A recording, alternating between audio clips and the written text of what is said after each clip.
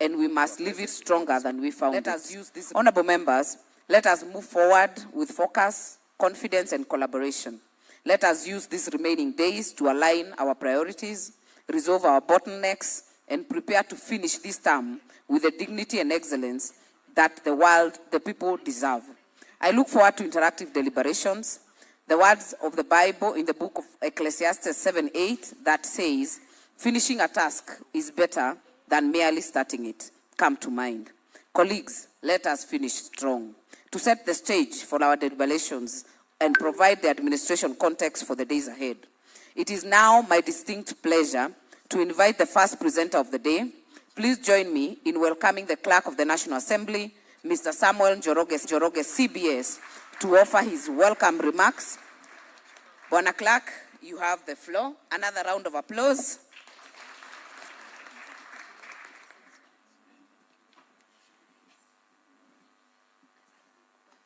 Thank you very much, Session Chair, the first chairpersons of committees and distinguished member for Gilgil, Right Honorable Speaker and Chairman of our Parliamentary Service Commission, our Deputy Speaker, the Leader of Majority Party, Leadership of Minority Party, our Parliamentary Service Commissioners, all chairs of committees present and vice chairs of committees present, colleagues, permanent secretaries who are present, and Honorable Speaker, permit me to recognize the permanent secretary for Parliamentary Affairs, PS Oleria Rono, who we have invited to be with us today. Karibu. We have also invited PS Wangombe, who is PS for Gender Affairs in the State Department for Gender. She will be joining us later, Honorable Speaker, largely for part of the subject that will be discussed today. Members of the board of the National Assembly and the joint services who are present, distinguished senior parliamentary officers, distinguished ladies and gentlemen, good morning. Mr. Speaker, it gives me pleasure to stand before members of Parliament today to simply welcome you to this third retreat. The first retreat happened during your induction in Mombasa. Then it was agreed that we'll be having annual retreats thereafter. We had one last year, specifically between 26th of January and 31st of January, a time like now, just to forge forward on the business that will be transacted before the House, to bond, to meet again, to tell is your institution, and you are elected to do certain things by the electorate. Delivering the fifth session agenda and preparing for transition. We are conscious, Honorable Speaker, that we are actually preparing for transition because we have 560 days only remaining between now and the next general elections, or precisely 80 weeks. And as your administrator, I have a duty to keep reminding you, to keep reminding us of the time remaining between now and the next general elections. When you're newly elected, it looked long. It looked as if 5 years is long until you start working it. We have barely 1.5 years to go. And part of those 1.5 years will actually be a campaign period. So the only session we have to actually complete the work that you are elected to do, and the work of this parliament, is this session. Because the next session, which will commence early next year, a number of things happen. One, we normally start the last session of each parliament early. Instead of coming back in February, like you are coming back this time, for the next session, you will resume in January. Around January 20th, a time like this, the House will have started. That session is normally the shortest. Because by June 15th, and this time we are planning around June 18th, the House will do a synod recess so that you are able to go out and campaign. We learned from the lessons of the 10th Parliament that when we hold members back to do parliamentary business, well, your colleagues your competitors on the ground, we disadvantage you. During the term of the 10th Parliament, the likes of Honorable Kimunya, Honorable Jeru Ndwiga, and others, they remained in Parliament to finish the business of the House and the Executive, but their constituents were not very kind on them. Walisema ni wabunge wa Nairobi. So we learned that moving forward, we will always try to release members early for the last session so that you can attempt to get your jobs back early enough. In this regard, Honorable Speaker, the House comes back early for the last session. We fast track key businesses only. Budget policy statement, division of revenue bill, county allocation of revenue bill.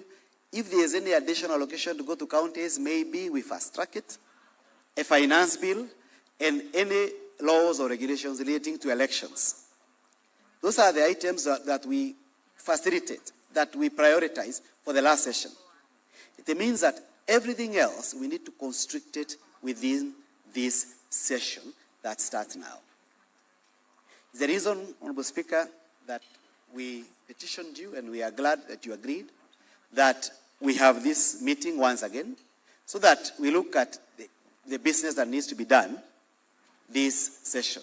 It's also going to be very short. So, Speaker, the last time we were here, there are a number of things that were agreed that we ought to do. Part of them was that we need to start modestly relooking at the rules of procedure, what we call the standing orders. The job has started in earnest. As usual, we have started with officers sitting down, looking at the rules of procedure, officers in procedure, officers in committee, our legal counsel, the physical analysts. That's the job they are doing now. Part of the things they'll be looking at is a committee system. It will be called, Honorable Speaker, that we split the Public Investments Committee from one committee into 3 committees at the beginning of this Parliament. The idea was to try as much as possible to bring to current the examination of audits of our parastatals, which number over 250. Part of the assessment that we will be conducting is whether that system has worked. Have the committees chaired by the distinguished member for Pokot South, the committee chaired by the distinguished member for Navaholo, Honorable Wangwe, the committee chaired by Honorable Member for Butula, have they done 3 times the work that used to be done by the previous PIC when it was single? Sorry, Bumula, sorry, member for Bumula. Thank you. Have they done 3 times the work of the previous committees, the PIC as we knew it before? This is because there is a sunset clause in the standing orders that the current arrangement of splitting PICs will come to an end at the term of this Parliament, and we go back to a single PIC.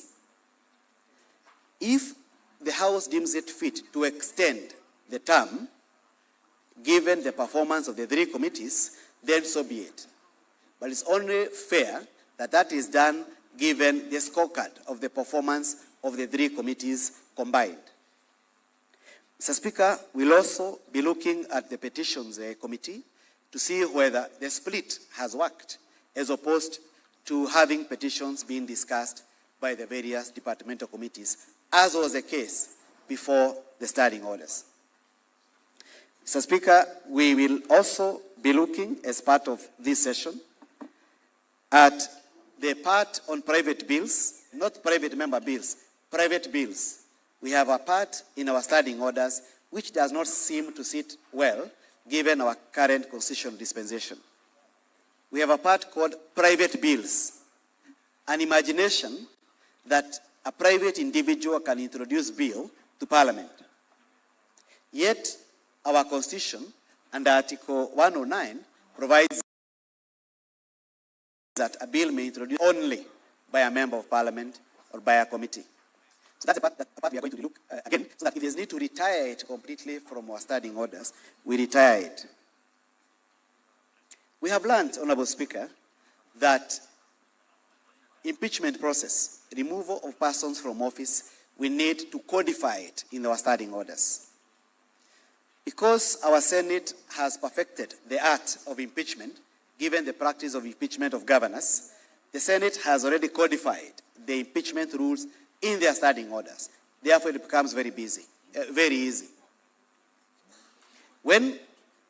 Every time we are faced with a motion for impeachment, we always go to the Senate and to borrow a leaf, and also the Speaker's rulings.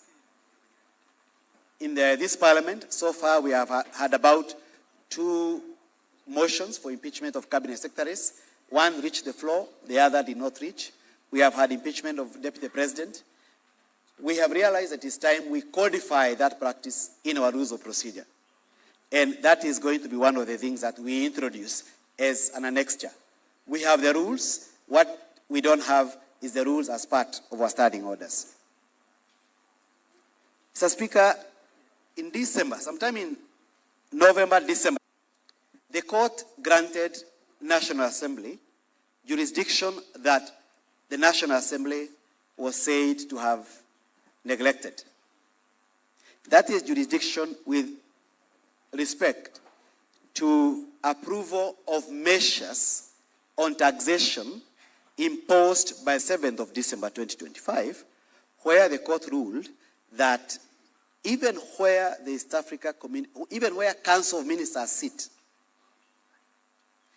and decide on taxation matters on importation, sitting as ministers of East Africa community, because they are, in respect to Kenya, non-elected officials, their decision needs to come to the National Assembly for consideration and approval before coming into effect. Mr. Speaker, we were parties in court in that matter. We were tiptoeing. The judge asked our counsel why work to be done by East Africa community. Why would probably ahead of the finance bill, so that they can become financed, Honorable Speaker. They said that to gain jurisdiction, you protect jurisdiction. That's one area that they called to us, and we should actually protect it. Honorable Speaker, the other thing that you agreed in the last meeting is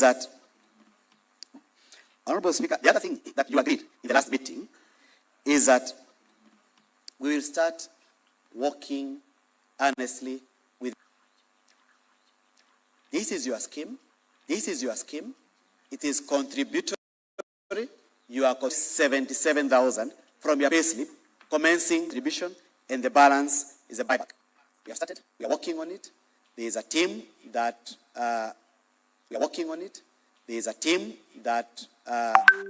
was established by the Commission and approved by the House, and there is going to be a subject on how far we have gone and any new measures that we need to put in place so that after. The Speaker, there was the issue of the security, which you agreed last time, and we are going to discuss it towards the end in a closed-door session.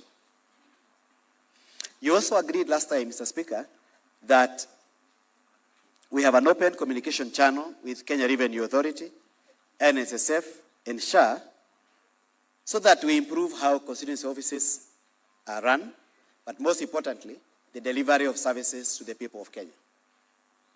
That resolution has yielded fruits, Honorable Speaker, and when we have the Cabinet Secretary for Health coming before you tomorrow, you'll see how it has yielded fruits. With respect to KRA and SSF, I wish to report that we are doing far much better in constituency offices than we were doing before. Now we have an office of KRA stationed in Parliament.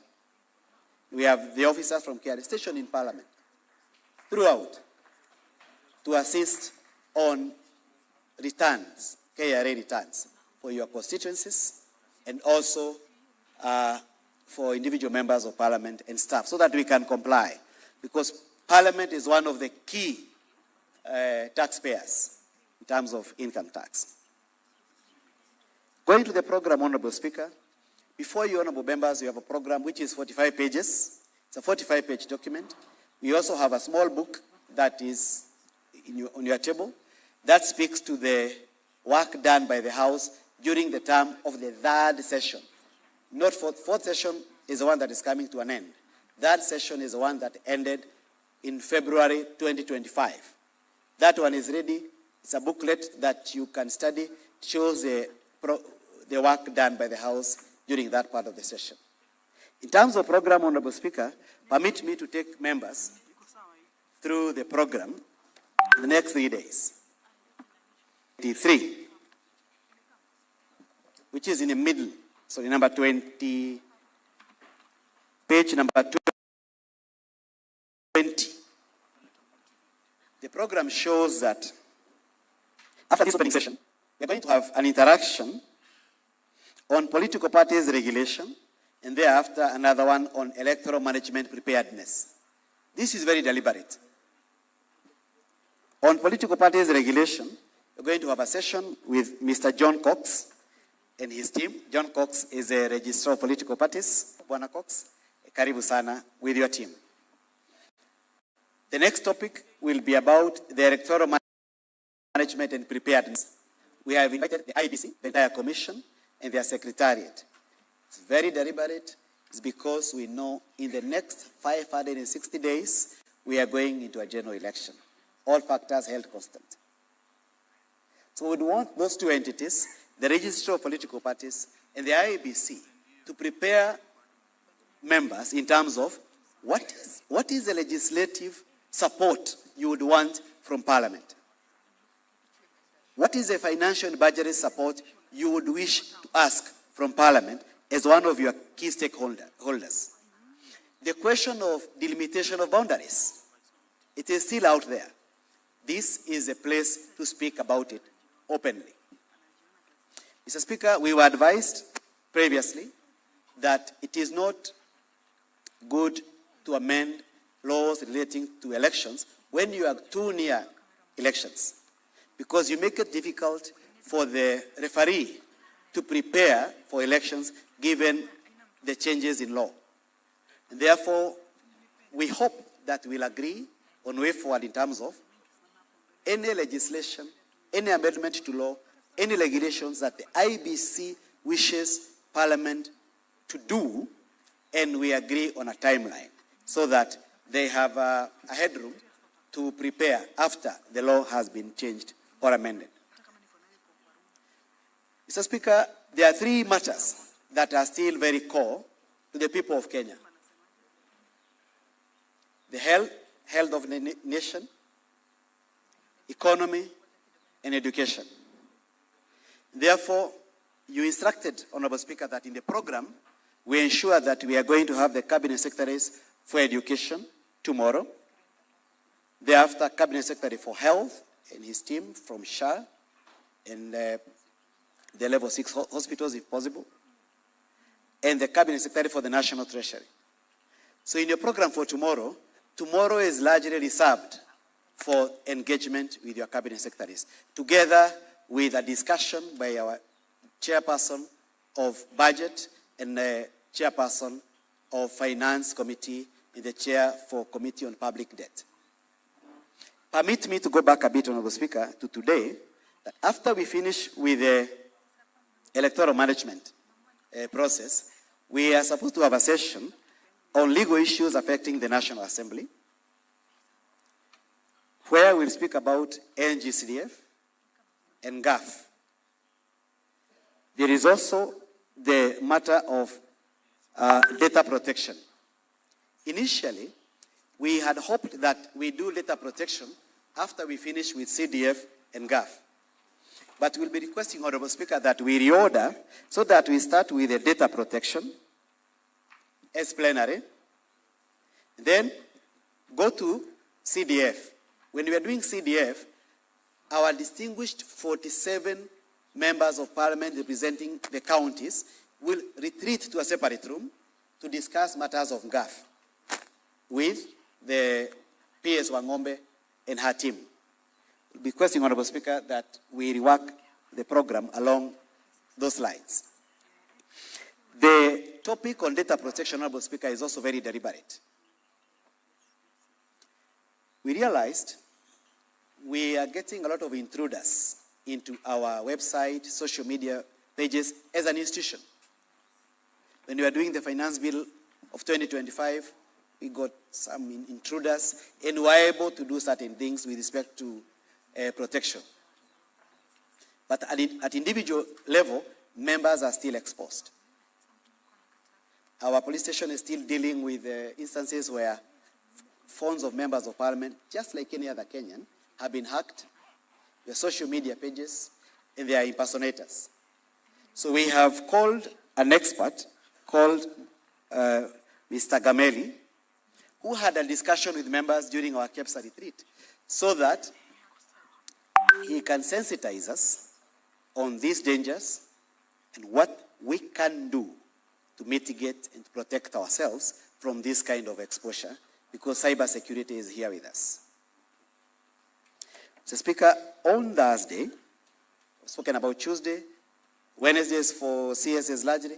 On Thursday, Honorable Speaker, it's going to be a session for members only. We have reserved days as usual for the last day. It is the day to speak about the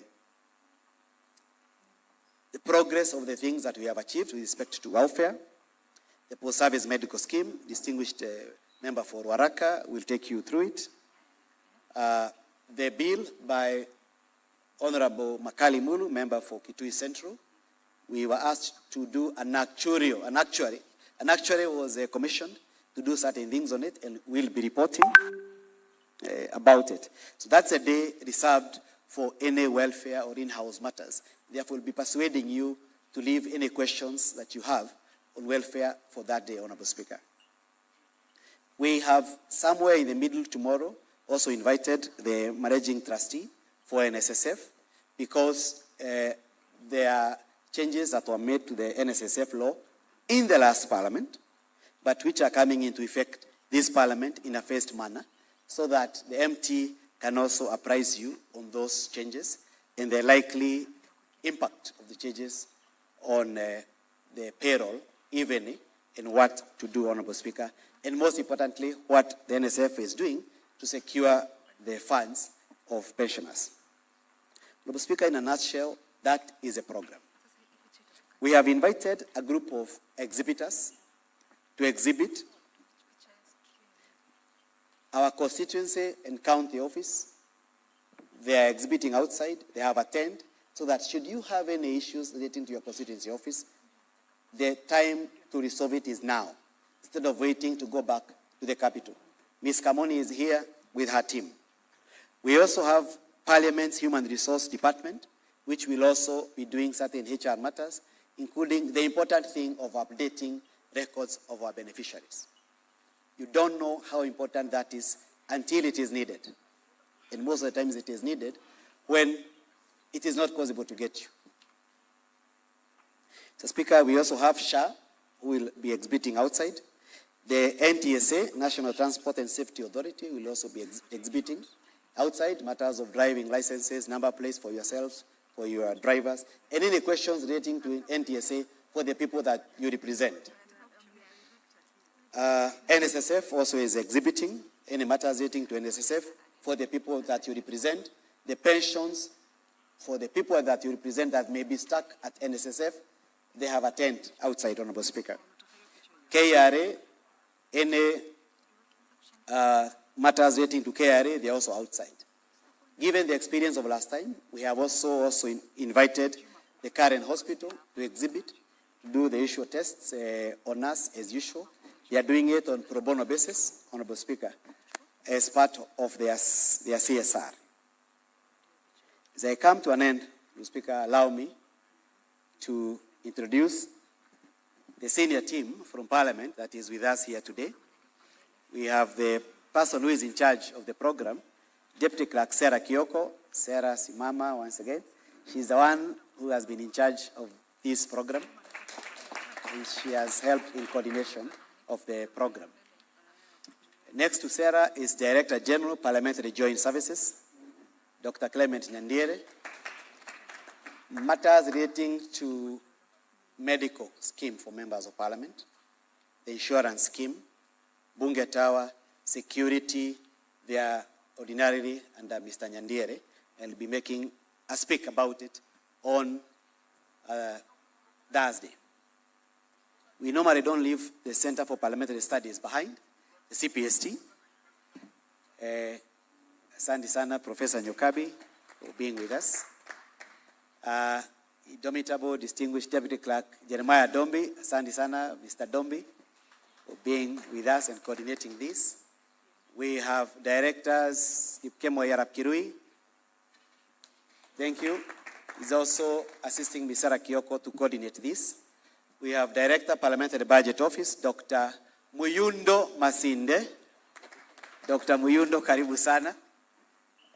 That's a person in charge of advisory on parliamentary, on budget matters. Mr. Speaker, let me say this proudly, that Parliament has come of age. Every time there is budget being done at the National Treasury, we are happy that National Treasury always consults our Parliamentary Budget Office, and sometimes we ask for their expertise, and we are grateful for the work being done by our PBO. Director, Litigation Services, Mr. Sheriff Samwendwa. Mr. Speaker, this man may look short, like me, but he's doing a tremendous job. We have over 500 court cases affecting National Assembly and Parliament in general, some against the person of the Speaker, and it is Mr. Mwendwa and his team who always represent us, including giving you advisory on certain matters relating to your constituency and county offices. We also have Director Legal Services, where is Ms. Akama. She's not with us. Oh, Ms. Akama is seated at the back. She likes hiding herself. Karibu sana, Ms. Akama.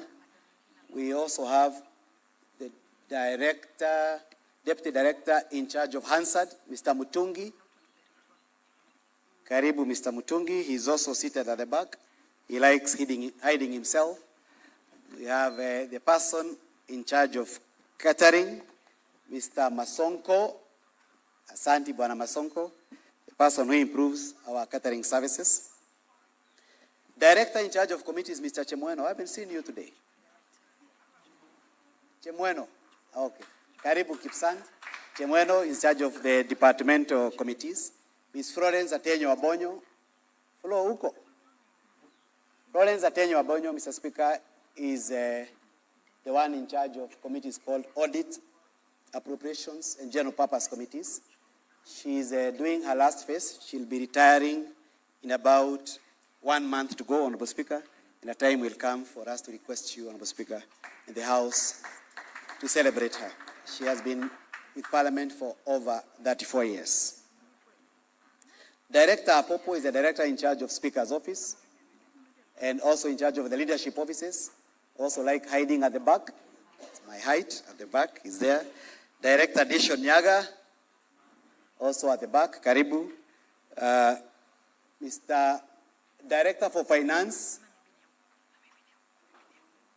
also seated at the back with his deputy, Mr. Meikoki Asanti. Director in charge of procurement, the one who has ensured that this venue was procured in good time, Mr. Malinda, Karibu. Ms. Agnes Kamoni, the most popular name amongst members of Parliament, the girl who sorts your constituency and county issues, also at the back. The acting Chief Sergeant at Arms, Major Retired Bernard Masinde. Karibu sana. Masinde is most likely outside at the moment because he's coordinating matters relating to your bodyguards and their security. And we also have Director in charge of research, Mr. Kefa Omoti. Thank you, Bwana Omoti. Mr. Speaker, that is a team that assists me in administration of the National Assembly. As I conclude, having introduced the program, Honorable Speaker, allow me to leave with this one word, that a good man leaves an inheritance for his children. We are here so that we can do better than we did last time. We agreed last time, Honorable Speaker, that there's going to be more decorum in the House, and we saw that last session, it was better compared to the first and second sessions. that the Presidium will allow more members to speak than before, particularly the members who are serving a first time. We have seen an improvement in that, Honorable Speaker, and that we are going to have less of occasions of the question of quorum being raised in the House. And we have seen great improvement in that, Honorable Speaker. With those many remarks, Honorable Speaker, allow me to return the mic back to the session chair. Thank you very much, Honorable Members. Another round of applause for our clerk. Mr. Speaker, allow me shortly to recognize the host member of parliament. I think it's very important. Honorable Jane Kihara, stand up. Yes, that is our host member of parliament. And Mr. Speaker, you know Gilgil and Naivasha used to be one constituency. She hived one part that from men may present. So, honorable members, I think the clerk has done a very good job in outlining what is expected in the program. And one thing, Mr. Speaker, I will note, and the difference between other retreats that you've had, is that this one includes transition. And the clerk has already counted the days. I know, honorable members, it's not a very good thing to hear that in ile mwaka. So we pray that we'll make back, many of us will make it back here. Honorable members, back to the program. I know we are kind of behind the schedule, but we'll try to catch up.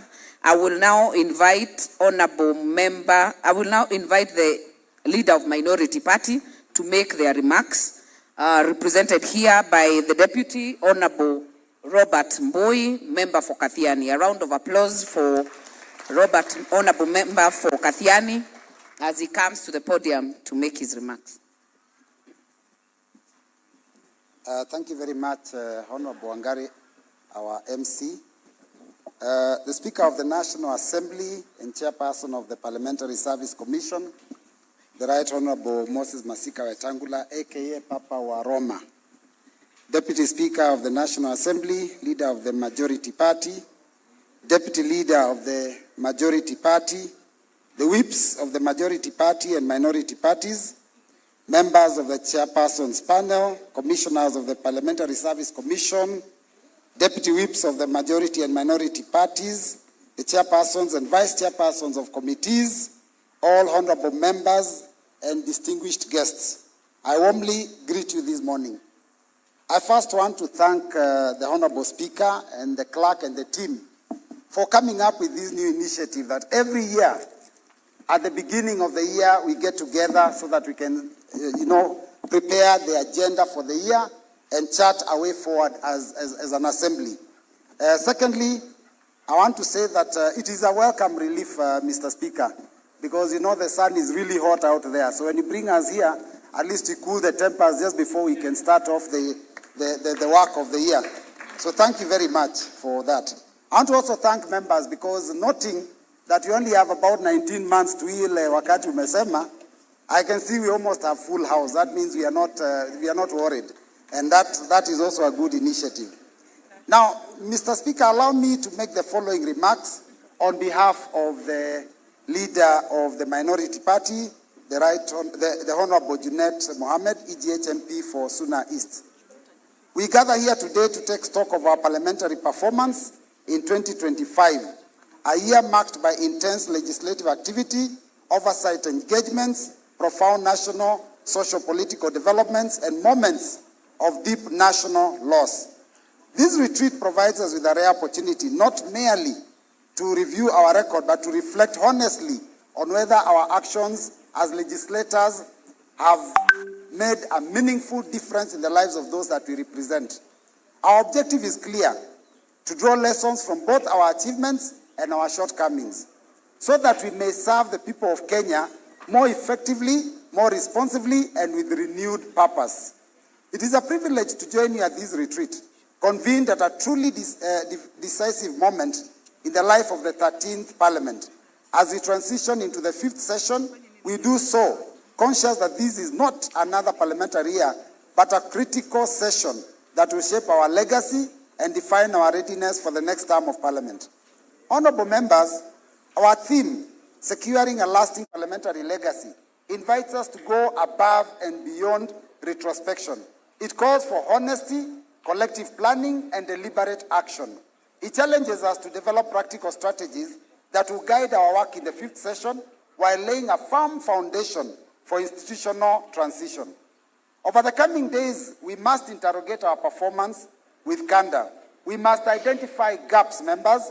We must confront uncomfortable truths and agree on realistic strategies to finish this term strong and deliver meaningful outcomes for our constituents. Honorable members, as we look ahead, it is imperative that we prioritize our legislative agenda for the 5th session. This retreat should culminate in a clear set of priorities to guide the leadership of the House and members alike. The House has carried an immense workload in the 4th session, processing several bills, motions, petitions, statements, and committee reports, some with very tight deadlines, demonstrating both institutional capacity and commitment. We have strengthened financing of our counties through the passage of the Division of Revenue Bill, enacted key legislation, including the Finance Bill, the Conflict of Interest Bill, the Social Protection Bill of 2025. These interventions have sought to spur economic growth, promote integrity in public service, and enhance social safety nets. However, we must confront the harder questions. What has been our real impact on the lives of ordinary Kenyans? Have our interventions sufficiently addressed the rising cost of living and economic pressures facing households across the country? Equally, we must ask whether the laws we pass are being faithfully implemented and whether our oversight work is translating into tangible improvements in service delivery. Case in point being the decision we made on the EGP. Going forward, priority must be given to the legislation that supports economic recovery, strengthens anti-corruption frameworks, and creates an enabling environment for job creation. We must also remain firmly committed to reforms in social protection and healthcare that safeguard the most vulnerable amongst us.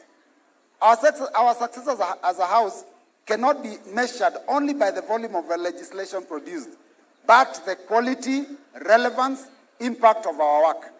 The 5th session must therefore focus on high-impact legislation and rigorous oversight that improves the realities of our constituents.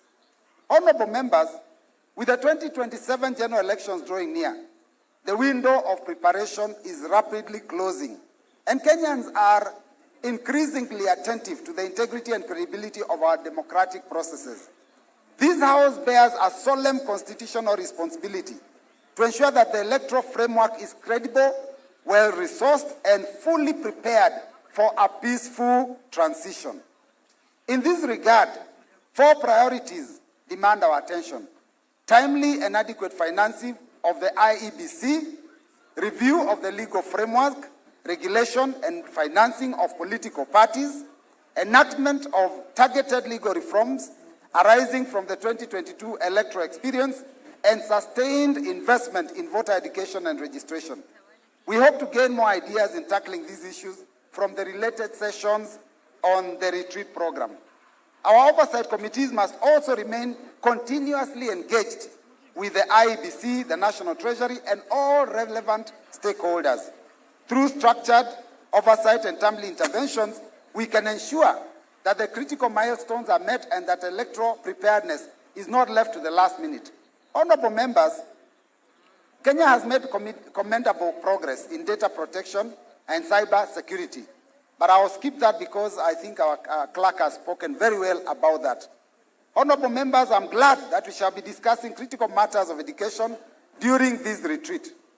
Indeed, the ongoing transition to competence-based education curriculum remains one of the most consequential reforms in our education sector. While its objectives are laudable, success depends on careful management of the transition, adequate resourcing, and sustained oversight to ensure no learner is left behind.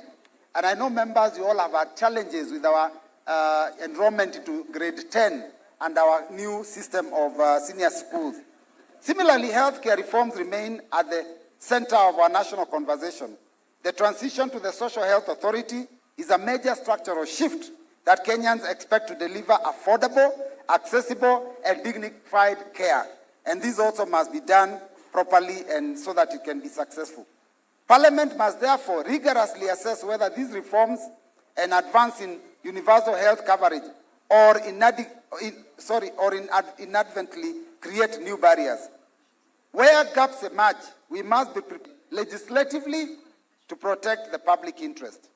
As I finalize, honorable members, Kenya is also undertaking reforms in the management of state-owned enterprises. While privatization and public-private partnerships can unlock value, these processes must remain transparent, accountable, and firmly anchored in public interest. Parliament must safeguard national assets from unaccountable disposal, ensure that divestiture processes deliver genuine value to our citizens. Honorable members, from this retreat, we must emerge with a clear implementation matrix, defined timelines, measurable outcomes, enhanced public participation, electoral preparedness, early legislative planning, and strengthened committee coordination will also be essential in delivering meaningful results in the 5th session. Finally, and really finally, it is important to mention that our deliberations take place in the shadow of significant national events in 2025. We mourned the passing on of the Right Honorable Raila Amolo Odinga, a towering figure in Kenya's democratic journey. Parliament special sittings and other notable activities in his honor reflected bipartisan respect and reminded us of the enduring importance of principled leadership in shaping our democracy. Honorable members, the responsibility before us is heavy, but with the opportunity is also profound. Let us rise to the occasion and secure a legacy worth of the trust that Kenyans have placed in this house. I wish you all highly productive and insightful engagements throughout this retreat. Thank you. From the Right Honorable, Honorable Junet Mohammed, EGH MP, Leader of the Minority Party. Thank you, members.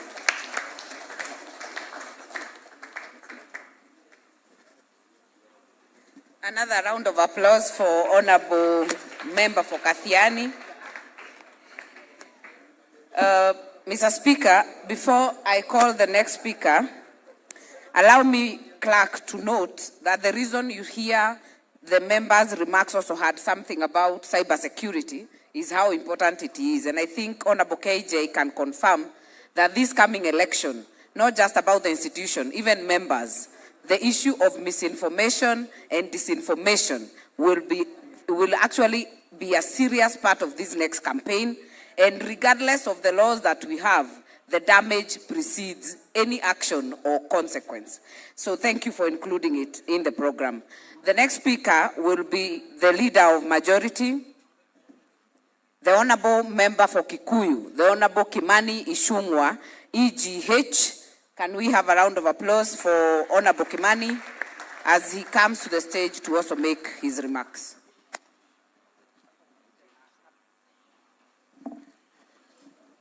Thank you, Mother. The Right Honorable Speaker, the Leader of Minority, represented by the Deputy, Honorable Robert Mbui, our Deputy Speaker, Clerk of the National Assembly, Honorable members, ladies and gentlemen, good morning. Honorable Speaker, when Robert was presenting, I asked myself, and I was looking at Honorable Owen Baya, to see if his level of psychophancy would get to that of Robert Mbui, because you heard when Robert Mbui was concluding the remarks, he read from the Right Honorable Junet Mohammed, Leader of Minority. So, and I hope there are lessons you are learning. Happy New Year. I'm indeed happy, Honorable Speaker, to have the privilege and honor to address these honorable members this early in the year as we transition into the 5th session of the 13th Parliament.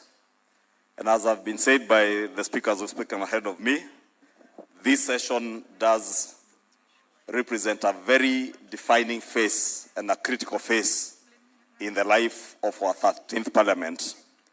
And it's a phase where we must all work together to consolidate the work that we have done over the last 3 or so years, or 2.5 to 3 years, and also complete all the pending work that is ahead of us. And I think, as you've heard from the Leader of Minority and the clerk, there is quite a bit of pending work. And also decisively deliver on our legislative agenda that will be before us as a House. And this retreat indeed offers all of us together that opportunity for the National Assembly to provide leadership in refining our legislative agenda and our program as we strengthen oversight over the executive and other arms of government, and also to ensure that our work does translate into tangible results for the people that we represent, the people who honorably elected us to come and represent them in the National Assembly. Honorable members, therefore, as we take stock of the journey that we have come over the last 3 or so years in the 13th Parliament, we must recognize that the 5th session represents a very decisive phase for us. And this is a moment that will shape how this Parliament will be remembered ultimately. And I therefore urge you to enter this session with focus, immense discipline, and commitment to secure both our individual and collective legacies in the 13th Parliament as we begin at the beginning of next month. Honorable members, as we reflect on the 4th session, I commend you for the diligence that you all put in and fulfilled the National Assembly's mandates of legislation, representation, and oversight, as well as appropriation. And during the session, the House held a total of 116 sittings. And you see from the presentation here the number of bills that we were able to consider, about 49 bills, out of which 23 were concluded. A total of 210 motions, out of which 150 were concluded, petitions 64 and 28. And with that, you see the issues that the Clerk of the National Assembly was speaking to. Probably at the end of this session, we should be asking ourselves whether indeed the Petitions Committee is doing us well and in terms of processing of petitions that come to us, and or whether we will need to review our standing orders as we come to the end of this 13th Parliament. Questions, again, with the changes to the standing orders and statements, you see there were quite a number, 130, 76 were answered, and must commend chairs of committees and committees that put in a lot of work to consider many of these questions and statements. But you can see we are still lagging behind on statements. A total of 591 statements and only 191 were concluded. It tells you that we have over 400 statements. Statements requested by yourselves, many of them on behalf of your members, and 400 of them are still pending before committees. Honorable Speaker, you will remember that we have engaged on this in the House Business Committee, that these 400 statements that are still pending, many of them, chairs and vice chairs of committees tell us the answer will be coming in how long? 2 weeks. So 2 weeks has become a customary response for any chair of a committee. But how often do we follow up to make sure that within those 2 weeks, we deliver on those statements? Because if we did, we would not have 400 of them pending. We have considered 82 statutory instruments very well, because 68 of them have been concluded. Sessional papers, only 1 is pending. Treaties and agreements out of 16, 9 have been concluded, 7 pending. And of course, we have had a total of 3,130 papers that have been laid before the House. Honorable Speaker, this record reflects the scale of responsibility borne by the National Assembly and underscores the need for careful planning as we move forward this session. And right, Honorable Speaker, we thank you for the leadership in steering the House through the 4th session and look forward to a very productive 5th session. Honorable members, the upcoming session presents a demanding legislative agenda alongside the implementation of a consequential budget that is designed to deliver on transformative national projects. Our legislative and oversight responsibility will be critical in ensuring that these projects move beyond policy and resource allocation, but are translated into tangible outcomes for our constituents. And as the clerk did indicate, I think on Thursday, the chair of the Budget and Appropriations Committee, the Honorable Atandi, will have a session, as well as the chair of the Finance and National Planning Committee, to take us through this very consequential budget. Noteworthy, it's good to mention that this year's budget may be the very last budget that will be consequential to you and to your constituents in this life of Parliament. Because as the clerk indicated, next year's budget, we will do it in the run-up to the elections, and definitely with campaigns coming in, we will not have good time to follow up, and many of us will be very busy in the constituencies. Therefore, this is the time to engage constructively and meaningfully, including the Honorable Mpuru Aburi and the Honorable Wamudende, who is newly elected, the Honorable Ndakwa. This budget will be the most consequential for your constituents. Therefore, I want to invite you to also make sure that when the Honorable Atandi is presenting, you are present. Honorable Speaker, some priority business for the fifth session includes consideration of the field development plan and product sharing contracts for Block T6 and T7 in South Lokicha, based in Turkana County. We also have the session of paper number 3 of 2025 on partial divestiture in Safaricom PLC by the government of Kenya. And the Honorable Robert Mbui has alluded to this divestiture and the privatization process that is ongoing, and invited us to make sure that as a house we offer meaningful oversight to make sure that the Kenyan people that we represent get value for their money and get value for the assets that our forefathers established in our country, so that as we divest, we make sure that the people of Kenya gain value for it. As you are aware, these matters were received towards the end of the fourth session and committed to relevant committees to conduct extensive public participation and thereafter report to the House UDA. Upon its resumption. Kazi ni kazi. I must thank members of the Finance Kazi ni kazi. Committee, members of the Debt and Privatization Committee, who have been working tirelessly throughout this recess period to make sure that they conduct meaningful, quantitative, and quality public participation that I see is going on until the 14th of February. And therefore, we do expect that we'll be tabling a report.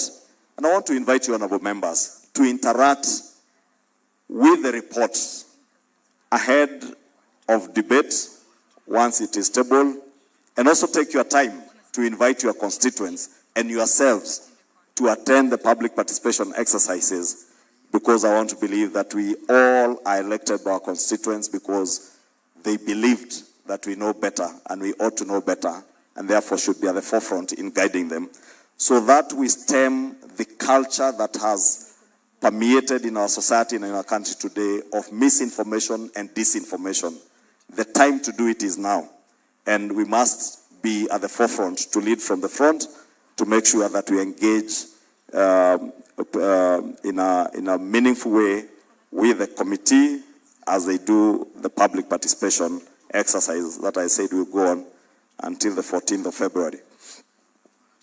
Among the notable bills, honorable members, that the House considered in the previous session and subsequently enacted into law include the Government-Owned Enterprises Bill of 2025 and the Repeal Privatization Act of 2025. As indicated in the program again, this retreat provides us an opportunity to deliberate on utilization of the proceeds arising from the divestiture and to review the status of implementation of these statutes, with a keen focus on the National Assembly's legislative and oversight roles. Now, allow me, Honorable Speaker, just to expound a little bit on the GOE Act and the Privatization Act that we enacted and passed into law. Because, Honorable Speaker, as I said, we must always be at the forefront in leading our people. And when we divest from government enterprises through privatization, the Honorable Mbui has challenged us in his remarks that we, as a House, we must be there to offer meaningful oversight, ensure that whatever monies come from the privatization process are utilized in a manner that creates impact for our people.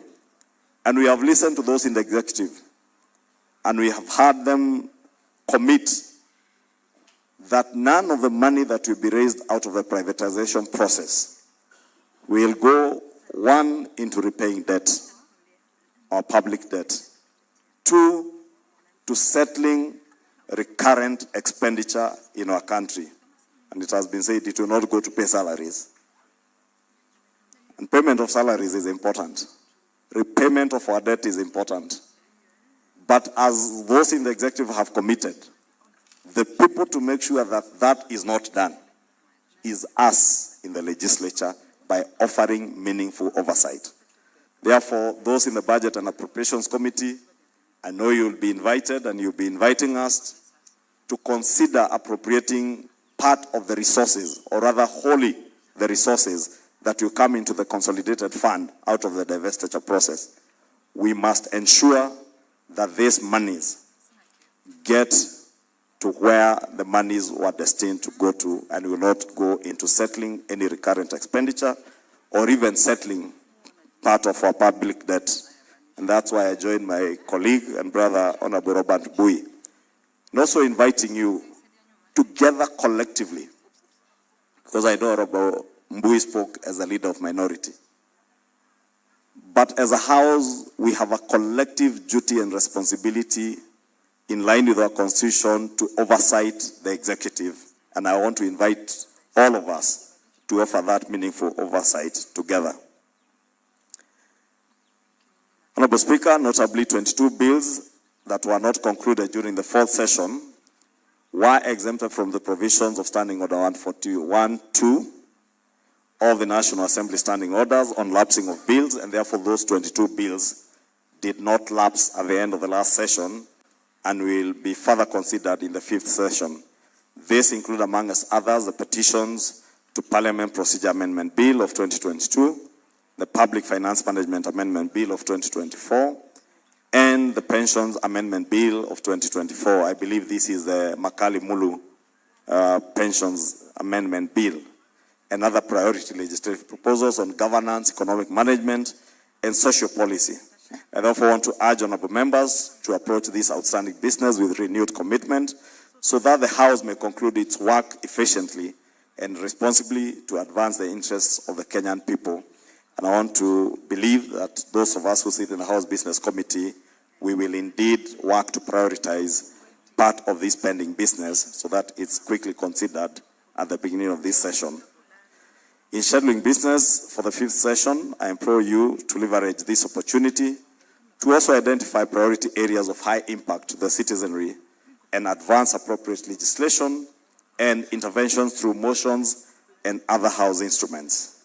Some areas of interest are included in this retreat program and pave way for focused deliberations on key national and governance issues, including the regulation and financing of political parties, and we had John Cox is here from the ORPP, election preparedness, the state of the economy, implementation of the competency-based education curriculum, and I'm happy to note that in the program, the CS National Treasury, CS Education will be joining us tomorrow or the day after. The status of healthcare service delivery, CS Aden Duale and his team will be here. And the way forward with respect to the National Government Constituencies Development Fund, NGCDF, which I want to believe you all have a deep interest in.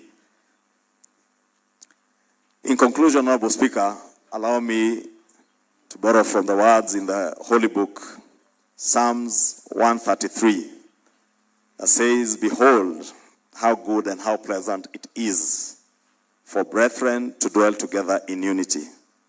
And allow me to reiterate the power of collective intelligence, that when diverse voices are heard, independent judgment is respected, and decisions are anchored in the common good. Institutions inevitably make wiser and more enduring choices. the strength of this House does not rest in any one member or any one individual, but in our collective resolve to deliberate with honesty, decide with prudence, and always act in the best interest of the people that we represent, the people of Kenya. Honorable members, this retreat therefore presents a timely platform for reflection, candid engagement, and consensus building on critical matters of concern to the Kenyan people. Let us approach this task with purpose and a shared commitment to the mandate entrusted to us by the people. And I wish you all very fruitful deliberations, and thank you for lending me your ears.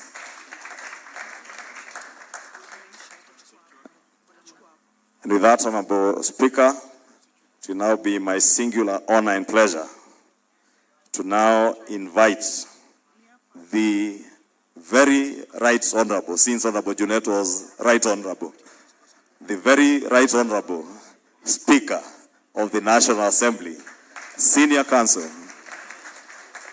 and our leader in the National Assembly, the Honorable Speaker Moses Masika Wetangula.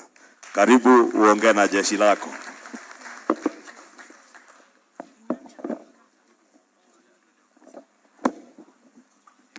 Asante sana. Asante sana, Mheshimiwa Ichung'wah. Happy New Year, honorable members. Karibu sana Naivasha, Nakuru County, the county where women rule.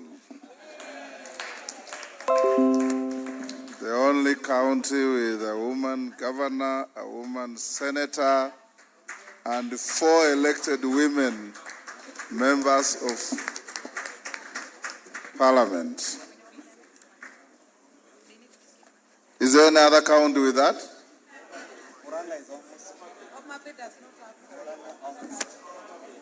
It is also a county where I first worked in my employment. As a magistrate, I was posted to Nakuru in October 1982. And I worked very well with the leadership here. Honorable members, welcome to this retreat, a retreat that brings us together at a time when this parliament is on home stretch. Before I say anything, allow me to acknowledge part of our leadership. We have members of the Parliamentary Service Commission, Honorable Faith Gitau, Commissioner, Honorable Mishimbogo, Commissioner. We have Honorable Rachel Ameso, Commissioner. And we have apologies from the Honorable Patrick Makau, Muhammad Ali. Okongo Mogeni will be here with us on Thursday to make a presentation. Honorable Matinga, Senator Nyeri, apology, and Honorable Mudama. We also have the members from among you who assist the Speaker in the discharge of his duties. My distinguished deputy, Honorable Gladys Boss, is here. Honorable Mother Wangari is here. Honorable David Ocheng is here. Honorable Peter Opondo Kaluma is here. And Honorable Rachel Nyamai is here. Is Omboko Milemba in the house? And Farah Maalim, I'm sure they'll be joining us. If you look at your program, you'll see, for abundance of caution, the clerk and his team put yours truly as chairing all the sessions, simply because he didn't know who of my panelists will be here. being recess period, and since some members had not confirmed attendance. So in the course of the meetings, they will be called upon to assist in chairing the sessions. Honorable members, allow me to acknowledge the presence of Honorable Kimani Ichung'wah, our Majority Leader, Honorable Robert Mbui, sitting in for Junet Mohammed, the Vice Chairpersons and Chairpersons of all committees of the House, Honorable members, the Clerk of the Assembly, Samuel Njoroge. We're expecting the Chairperson of IEBC. I don't know if Ethicon is here yet. The Registrar of Political Parties, John Cox. Chief Executive Officer, National Government Constituency Development Fund Board, Bwana Mbuno, is he here? Senior parliamentary officers who have been introduced to you, distinguished resource persons, ladies and gentlemen. Honorable members, I welcome you here to this retreat with the theme, Securing Parliamentary Legacy, Delivering the Fifth Session's Agenda and Preparing for Transition.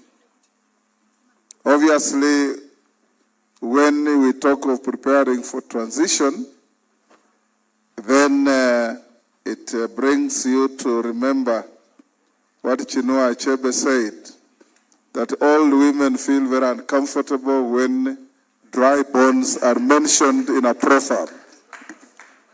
So as it is now, when we talk of transition, we keep asking ourselves, who is transiting? Is it me? Is it you? But the ideal situation is to wish each one of you well as we face the next general election.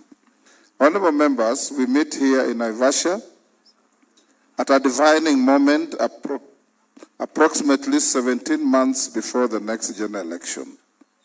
As political activity inevitably intensifies, this retreat offers us an opportunity to pause, reflect, and refocus. It allows us to step away from the politics that now dominate public discourse and to remind ourselves of our enduring constitutional responsibility of legislation, oversight, and representation of the people of Kenya with dignity and purpose. Honorable members, as we move closer to the election cycle, we must also remain alive to the political environment that naturally accompanies such a period. Experience teaches us that as political temperatures rise, positions harden, and competition intensifies. These dynamics are inevitable in a democratic society, but they must never be allowed to erode the integrity, dignity, and collegiality of this House. As we vigorously joust on the political field outside the precincts of Parliament, when we return to the chamber and in our committees, let us treat one another with decorum, respect, and restraint expected of honorable members. The authority of this House rests not only in the laws we pass, but also in the conduct we exhibit. As legislators, always remember that parliaments are not judged solely by the number of laws they pass, but by the impact those laws have on the lives of the people and the strength of the institutions they leave behind. Our deliberations here must therefore be guided by purpose, responsibility, and foresight. We are securing the institutional legacy that we shall hand over to the next Parliament. Honorable members, as we reflect on the previous session, there is much to commend. Attendance in the House improved significantly. Quorum challenges in the last session were minimal, and the quality of debate was notably enhanced. Legislative and oversight business progressed steadily, and I therefore thank and commend all of you members for your commitment and seriousness of purpose. I wish to note with appreciation the marked improvement in the relationship between the National Assembly and the judiciary. This progress demonstrates that while the doctrine of separation of powers remains fundamental to our constitutional order, institutional independence does not mean institutional antagonism. And indeed, last year, when we had the leadership retreat in Mombasa, we also had a colloquium with the judiciary led by the Chief Justice, and those who are there saw how the camaraderie between the two institutions evolved and developed, and going forward, we hope that that is what it will be. Our respective mandates must continue to be exercised with mutual respect, dialogue, and restraint. A cooperative constitutional architecture strengthens democracy, promotes stability, and ultimately serves the interests of the Kenyan people. I therefore urge this House to continue engaging the judiciary and other institutions in a manner that is respectful, consultative, and anchored in the Constitution. Allow me, honorable members, to also acknowledge the presence in our midst of PS Aurelia Rono, the PS in charge of the State Department for Parliamentary Liaison, who we have invited to sit with us, and along the way she will be able to pick bits and pieces of some of the frustrations we go through in engaging some members of the executive. Honorable members, the preceding session also had its low moments. The loss of the former Prime Minister, the Right Honorable Raila Amolo Odinga, was one such low moment. Agwambo, as he was fondly referred to, was a towering figure in Kenya's political history, whose life was devoted to public service, unity, and the advancement of our nation. His leadership, courage, and commitment to democratic ideals earned him admiration across generations and across party lines. As we remember the immense contributions he made to our country and to the parliamentary fraternity, let us honor his legacy and the values he stood for. Agwambo, as you know, was the only politician in this country, arguably, who fought a good political fight, respected the outcome, and patriotically made friendship with everybody that they had fought with. Many of you, I'm sure, back in your constituencies, hardly share a glass of water with your opponents. In the course of the fourth session, we also experienced profound sorrow following the passing on of 5 honorable members of parliament and several members of staff whose dedication to service will not be forgotten. The members who passed on were the Honorable William Kipkoril Cheptumo, former member of Baringo North and Senator for Baringo, the Honorable Moses Malulu Injendi, former member for Malava, the Honorable Charles Ongondo Were, former member for Kasipul, the Honorable Mohammed Tubi Bidu, former member for Isiolo, and the Honorable Joseph Hamis Dena, former nominated member. The year was also sadly marked with the loss of former members of parliament, who include the Reverend Kennedy Odhiambo Nyagudi, the Honorable Ambassador John Koech, the Honorable Dr. Phoebe Muga Asio, the Honorable Catherine Mora Nyamato, the Honorable Delmas Anyango Otieno, the Honorable Francis Tome Nyamo, commonly known as FT Nyamo, the Honorable Enoch Wamalwa Kibunguchi, the Honorable Joseph Munyao, Order Honorable Aburi. If you are not keen to listen, there is a tent out there. The Honorable Joseph Munyao and the Honorable Cyrus Shahalaha Jirongo. Their passing on reminded us of the human side of public service And also, thank you, Angela. And the Honorable Daniel Hamasi, who served for 2 terms and was also a member of the Parliamentary Service Commission and the Speaker's panel. Elijah Lagat, the athlete from Nandi, yes, we served with him. Dr. Misoi, did he pass on during this parliament? Yes, sorry, Njoroge, James Nahwanga Osogo, yes, from Budalangi, and many more. May their souls rest in eternal peace. As we proceed with this retreat, let us also remember all our departed colleagues and pray that God, in His grace, preserves all of us and our families in the year ahead. Honourable members, oversight is a core pillar of our work, and this retreat devotes significant attention to economic oversight, budgetary processes, and governance reforms. The scheduled discussions on education reforms, healthcare, social security, the state of the economy, public debt, privatization, and the budget roadmap are intended to sharpen our scrutiny and improve the quality of our interventions.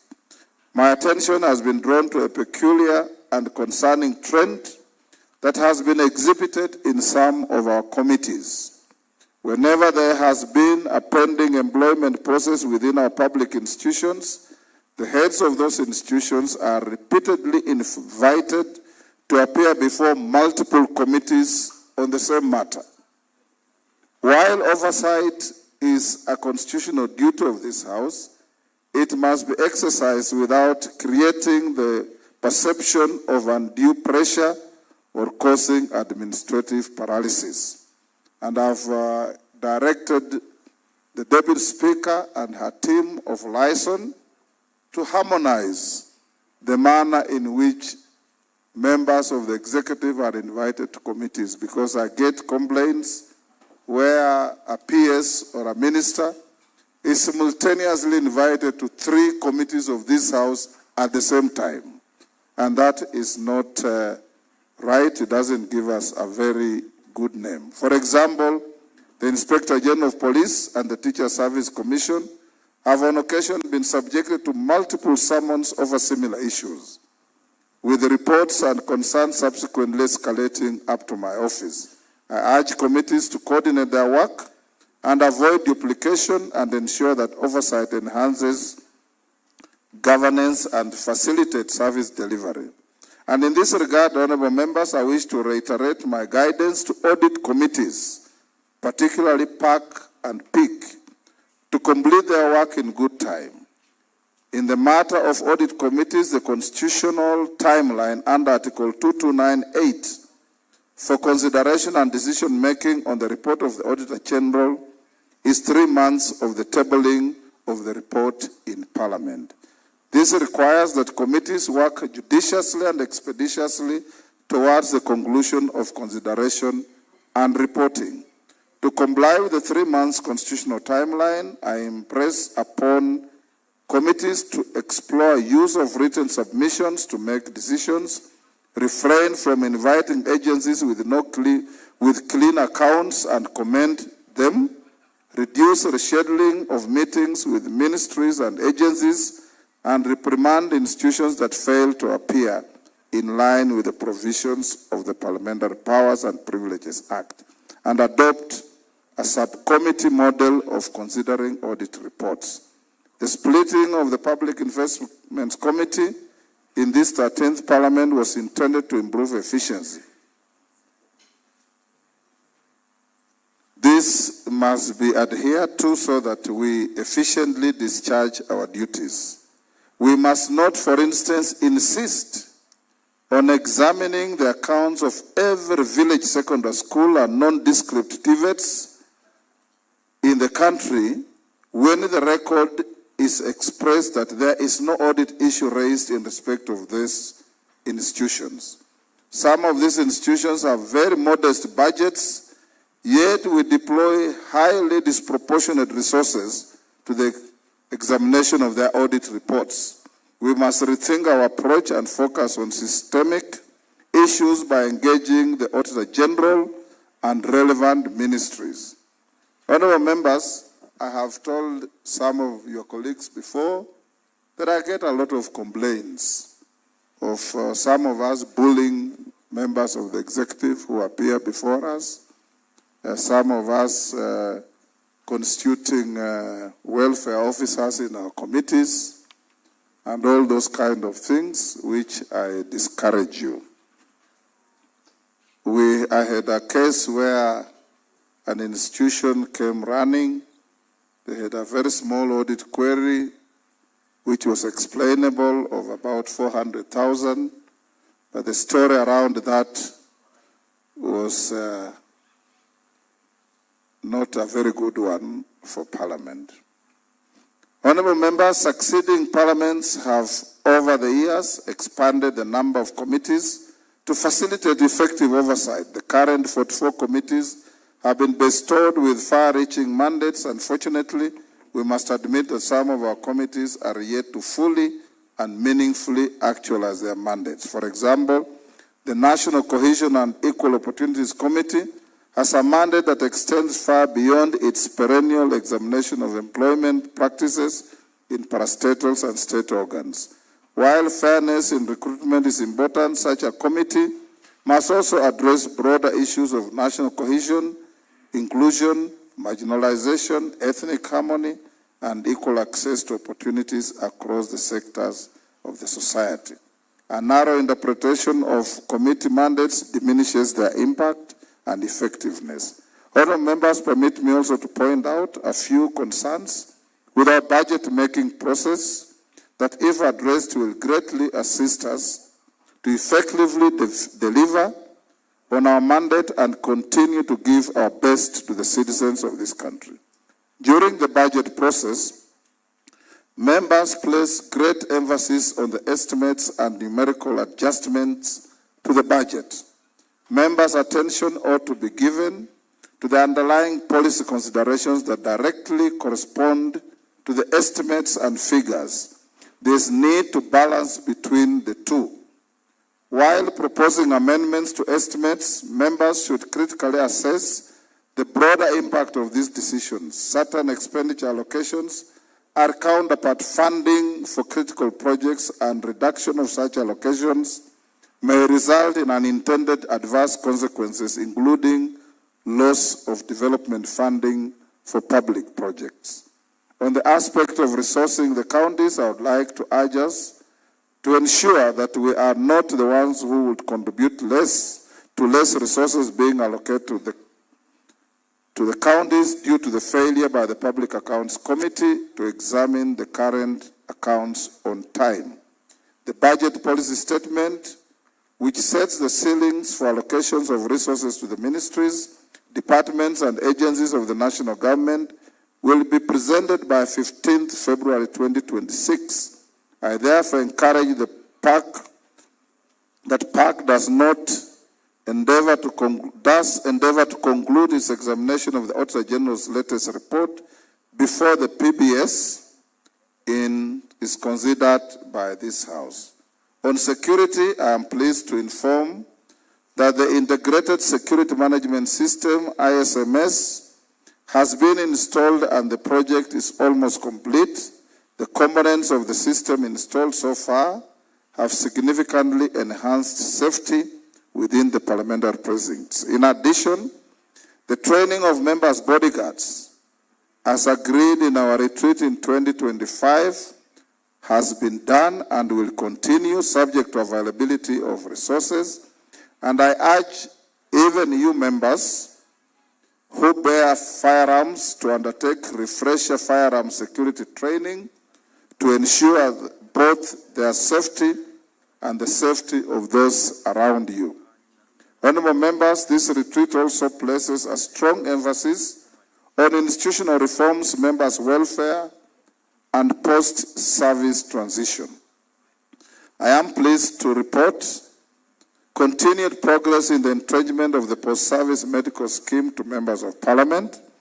The rules and guidelines of the scheme have been promulgated In addition, the Board of Trustees has approved by the House, and the board members have been fully inducted into office, and Honorable T.J. Kajwang is the chair of the Board of Trustees.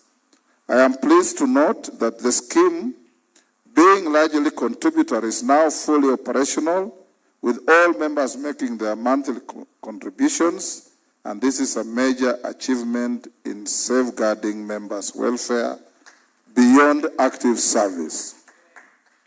Members, any of you who may not be contributing, please do contribute. We've made it compulsory for your sake, because we know what it means when you go out there and you have nowhere to turn. The sessions on pensions members' facilities, security and transition planning reflect our recognition that public service must be dignified both during and after tenure. We are not strangers to the fact that political attrition is an unavoidable reality, and the resultant consequence of that is exit from Parliament, which comes with diminished earnings. Yesterday, I was chairing a committee on pensions, and an actuarial report shows that on the average, our attrition rate is 56%. So as we sit here, at least 56% will not see the inside of Parliament next Parliament. And we want to make sure that there must be life, and good life, after you leave Parliament, so that you can be covered health-wise.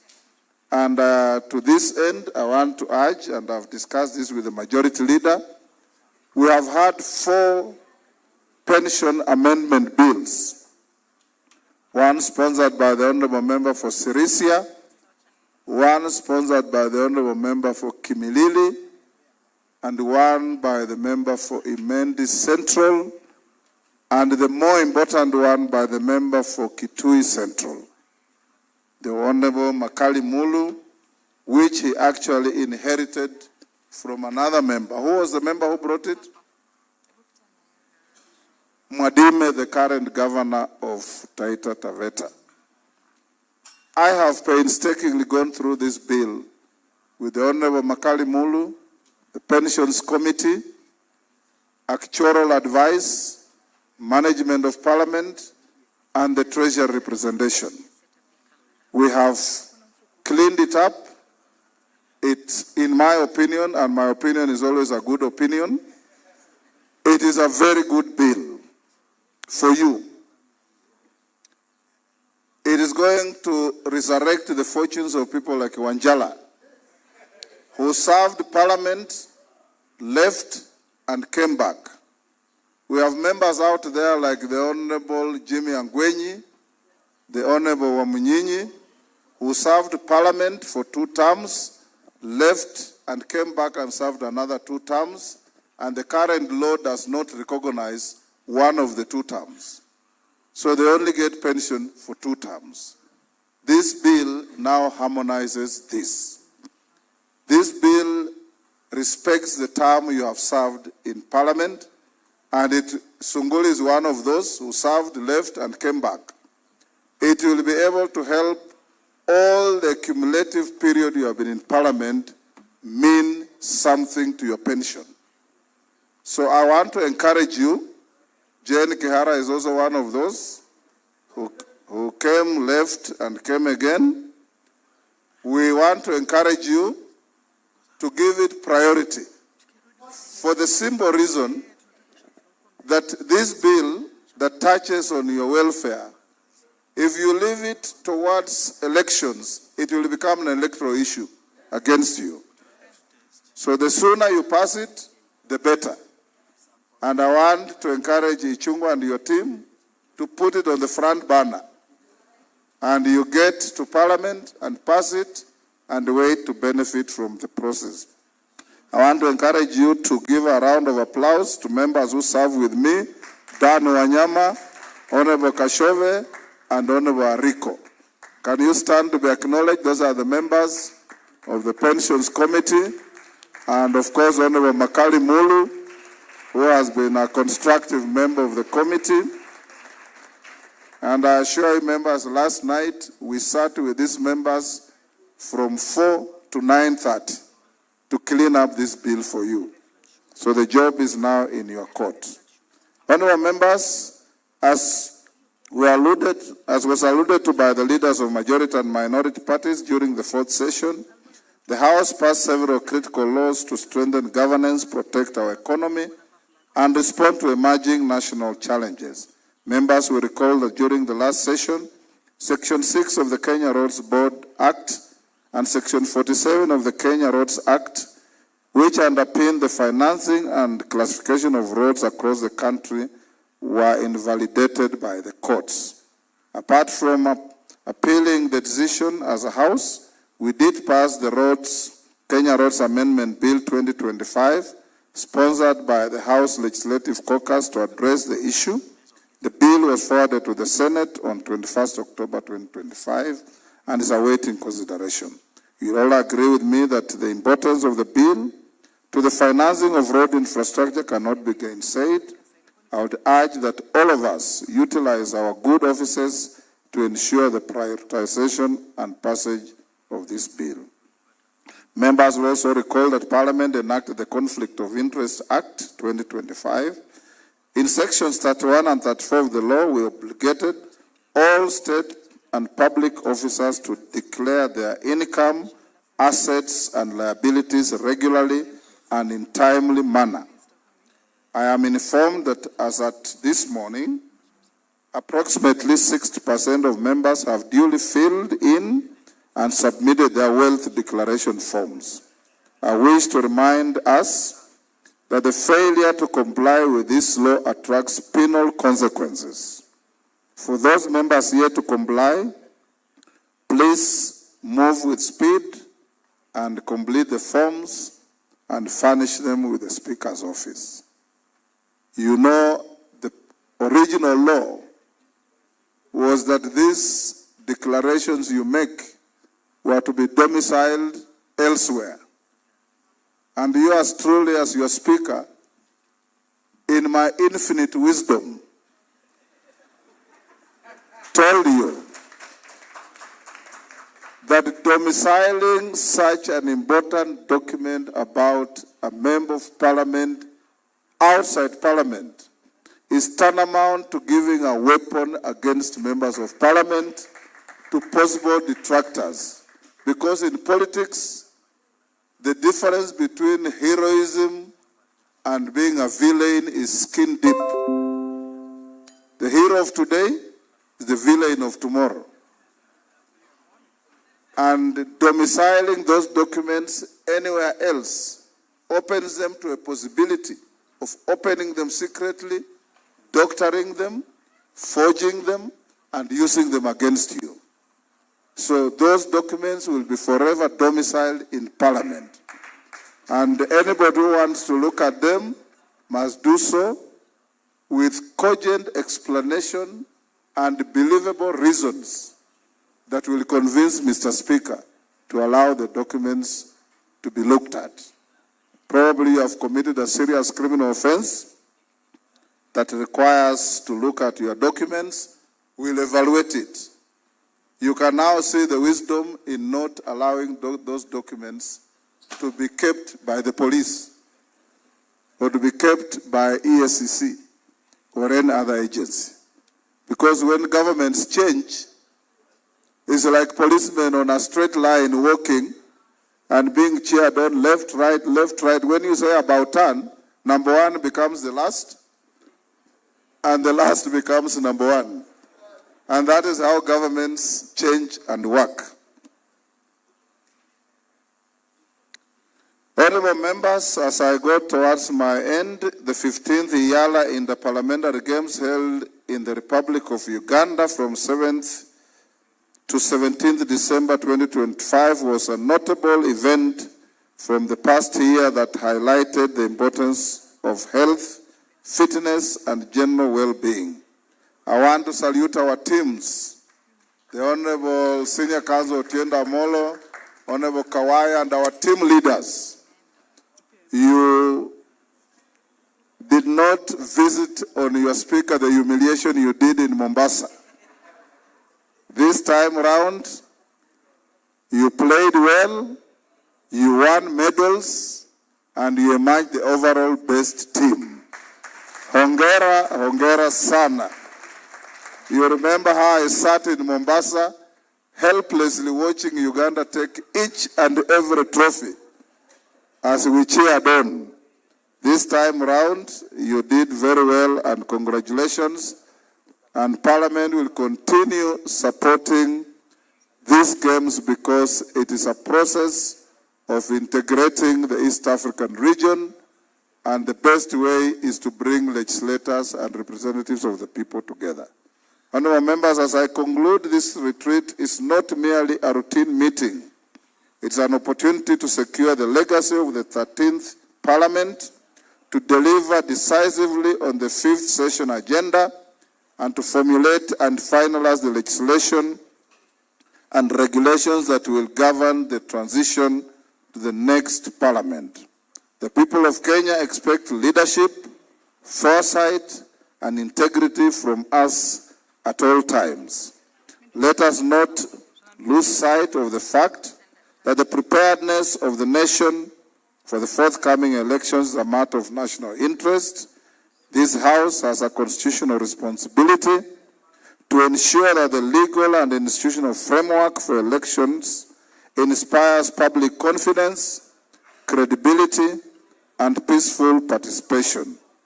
Where gaps exist, we must act decisively, guided by the Constitution, judicial pronouncements, and the lessons from previous electoral cycles. I urge you, honorable members, to engage candidly, listen attentively, and live here renewed in purpose, so that as we go to these next sessions, we give the country confidence, we give the country hope, and we go to the elections better than we have done previously. You've seen the challenges that have gripped the African continent. All countries going to elections are on tenterhooks. Let's, for a change, go to the next elections in the mood that we had in this country in 2002, where after elections, President Kibaki's election was hailed as ushering in Kenyans as the most hopeful people on earth. And I'm sure we can recreate that. Honorable members, with those many remarks, I now declare this retreat and all the proceedings officially opened. We shall all sit here. I encourage you, please participate meaningfully and fully. We will, after this, I'm told we have a photo session out there. When we finish, please come back and we start the next sessions immediately, so that we can be able to cover as much ground as we possibly can. Nawashukuru sana, Mungu awabariki, muendelee kuombea nchi yetu, muombee rais wetu na mjiombee wenyewe. Mambo iwe nyepesi ikifika 2027. Thank you. Another round of applause for our speaker. I think, Mr. Speaker, the only other time I've seen you disappointed, apart from our performance in Mombasa, is lack of quorum. So I'm happy that we have redeemed our name in terms of sports this time. Honorable members, the photo session will be outside, will be guided by the protocol. Kindly follow this tall man. You cannot miss him. Matiko will be guiding us. We will have 4 photos. Photo number 1 will be all members of parliament plus leadership. So kindly, when we exit, let us go straight. Photo number 2 will be leadership plus committee chairs and their vice chairs. Photo number 3 will be leadership plus Kewopa. Photo number 4 will be leadership plus all staff of the National Assembly. Thank you very much, and let us come back immediately after the photo.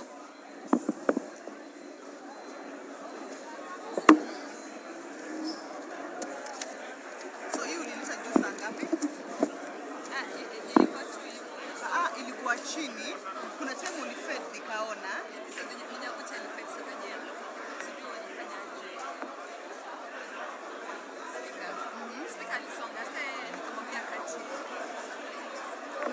Tumepandisha juu ama chini?